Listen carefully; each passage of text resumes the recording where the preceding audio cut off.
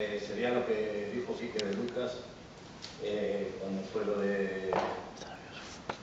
la boda de futbolistas, que era uno de los representantes de los futbolistas. Sería fiscalizar los clubes de fútbol y auditorías externas para que las cuentas que presenten sean preferentemente correctas, no auditorías contratadas por los propios clubes. O sea, sería lo que a nosotros nos gustaría que sucediera. Después me gustaría que me explicara, como se puede ver en la página 51 de las cuentas,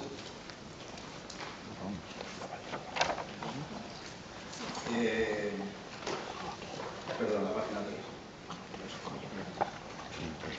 3. Los resultados, la diferencia de este año con el año anterior, principalmente, es el año anterior en lo que son resultados por explotación fueron 709.219,04 en el punto A1 de la página 3 y este año han sido 193.740,46. Los resultados de explotación son los ingresos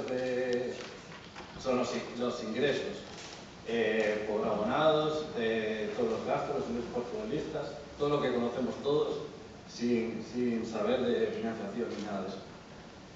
Donde este año ha habido una gran diferencia para llegar a 1.800.000 de beneficio han sido en los ingresos financieros, que el año anterior fueron 3.719,13 de la página 3 y este año ha sido 2.703.116,79.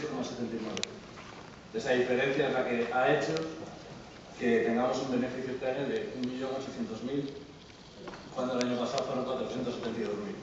Me gustaría que me explicara ese ingreso financiero, de dónde viene, si es debido al préstamo participativo que ha puesto el señor Mourinho, que tenemos ese ingreso financiero y que posteriormente le tendremos que devolver.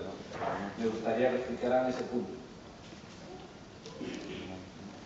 Entonces, después de la mejor temporada de los últimos años en segunda división, los resultados de explotación han sido menores que el anterior año.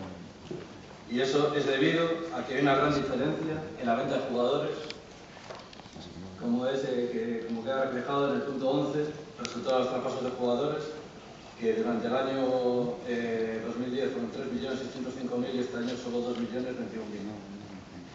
2.021.000. Por lo tanto, es verdaderamente evidente que el equipo depende mucho de la venta de los jugadores.